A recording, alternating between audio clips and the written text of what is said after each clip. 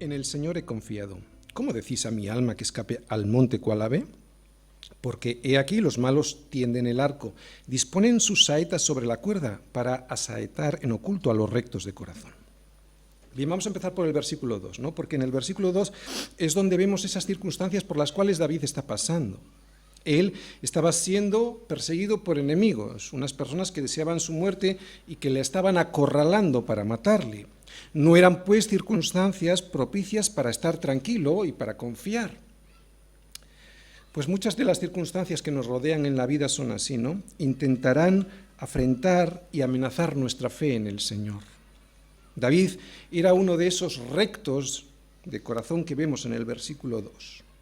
Y era recto de corazón no porque él fuera recto en sí mismo, sino porque deseaba seguir el consejo de Dios a través de su palabra.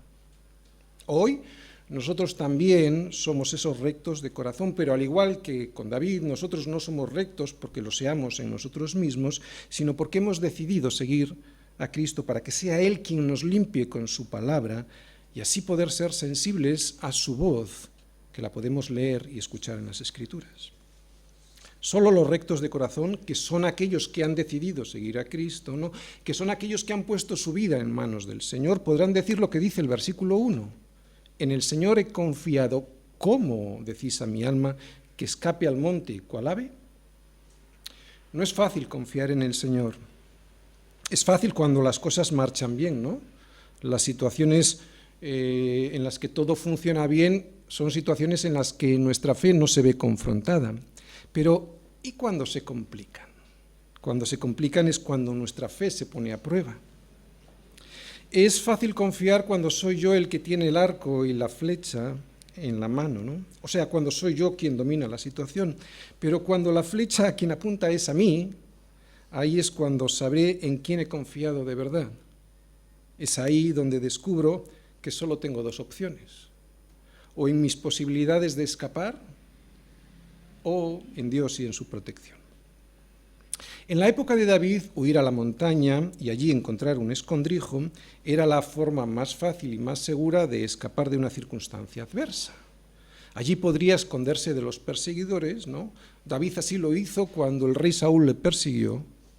Pero hoy, sin embargo, cuando nos queremos escapar de algo, nos marchamos, por ejemplo, pues a otra ciudad, ¿no?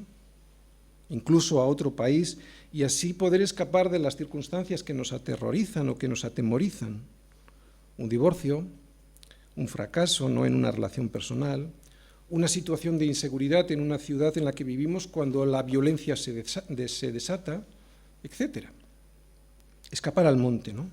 Este es el consejo del mundo. Esto será lo que muchas veces un amigo, la sociedad o un psicólogo te dirá cuando tus circunstancias son adversas. Márchate al monte, escapa de tus problemas, márchate y descansa. Apártate de las circunstancias, ya verás cómo todo se arregla. Escapa al monte, cual ave. Este tipo de consejos nos los suelen dar pues, los profesionales, la familia, los amigos que a veces, con buena intención pero equivocada, nos suelen recomendar escapar. O sea, arreglar las cosas por nosotros mismos en vez de confiarle a Dios nuestro problema y así enfrentar la situación juntos, Dios y nosotros, para vencer esa situación a través de la fe. Esto es importante, porque hay que vencerla a través de la fe. Aquí voy a insistir, pero al final de la predicación, ¿de acuerdo?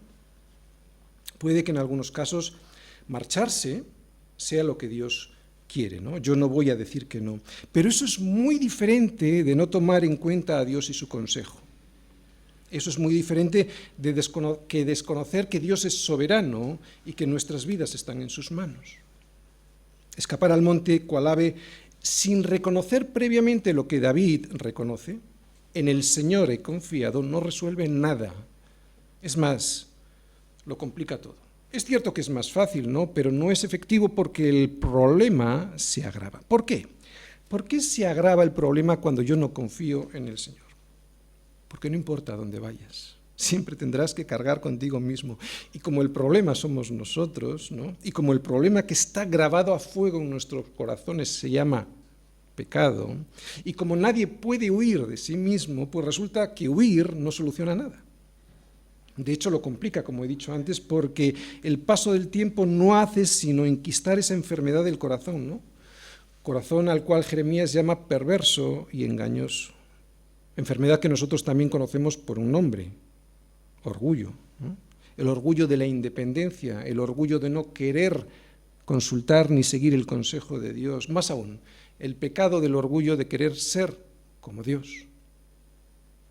Ante el acoso, ante la inseguridad, ante la persecución, lo primero que David hace no es poner en práctica su propia prudencia,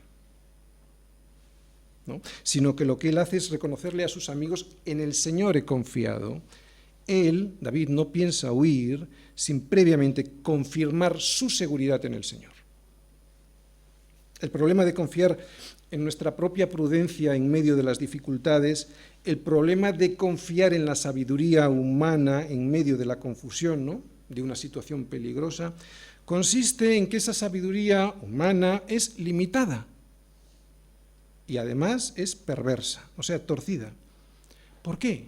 Pues porque proviene de un ser caído, de un ser que no tiene en cuenta a Dios, de un ser que no tiene la perspectiva divina. Por eso digo que es una decisión limitada, porque no tiene en cuenta la perspectiva divina, y además digo que es perversa porque solo tiene en cuenta sus propios intereses, ¿no?, y no los intereses de Dios. Los míos siempre serán egoístas y mezquinos, aunque a mí me parezcan excelsos y piadosos. Pero con David no pasa así. David comienza diciéndoles a sus amigos: en el Señor he confiado, el Señor es la respuesta a mi angustia. Seguramente David estaría recordando el Proverbio 3, versículo 5, que dice: fíate del Señor de todo tu corazón y no te apoyes en tu propia prudencia.